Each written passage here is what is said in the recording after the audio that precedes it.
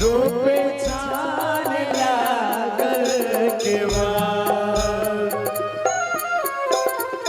आठही काठ के कोठरिया हो दीनानाथ रूप छान लागल केवाड़। ताही चरी सुतले हो दीनानाथ बाजले बरबा धइले ठाड़।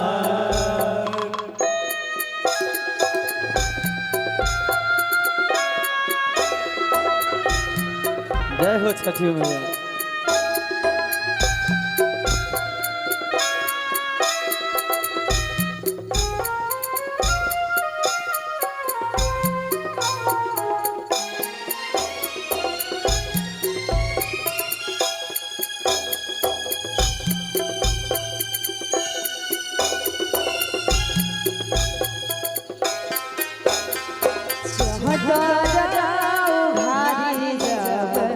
देखला हो दीनानाथ कौन संकट पड़ल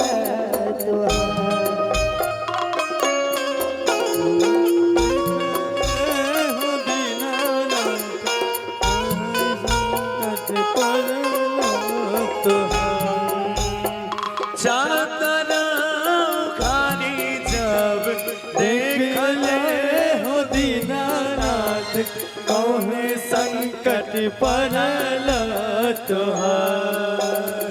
पुत्र संकट मोरा हो दीनानाथ ओहिला के बरबा धइले ठाड़। पुत्र संकट पड़ल मोरा हो दीनानाथ ओहिला के बरबा धइले ठाड़। क्या बात।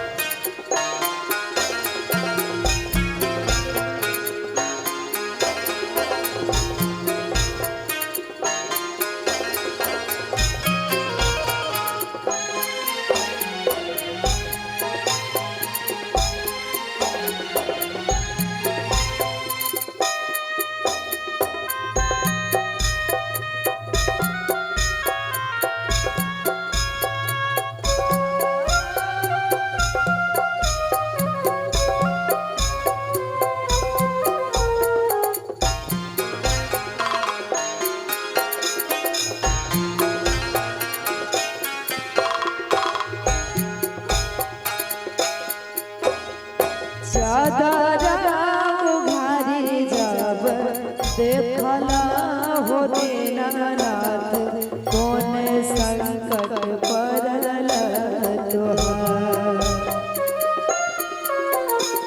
चादरा उघारी जब देखला हो दीनानाथ कौने संकट पड़ल तुहार। नैना संकट पड़ल मोरा हो दीनानाथ ओहिला के बरबा धइले ठाड़। नैना संकट पड़ल मोरा हो दीनानाथ ओहिला के बरबा धइले ठाड़।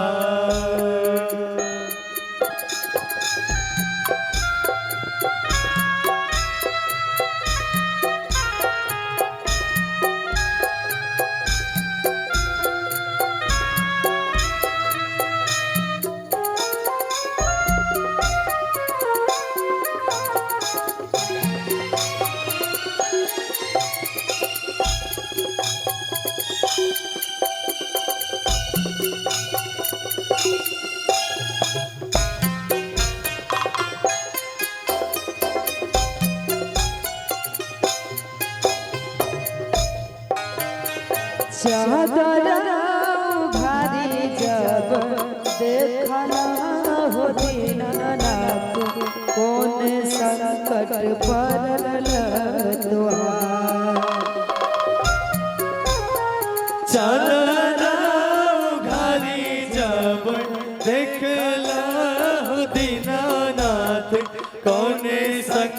परल तुहार काया संकट परल मोरा हो दीनानाथ ओहिला के बर्बाद लिखा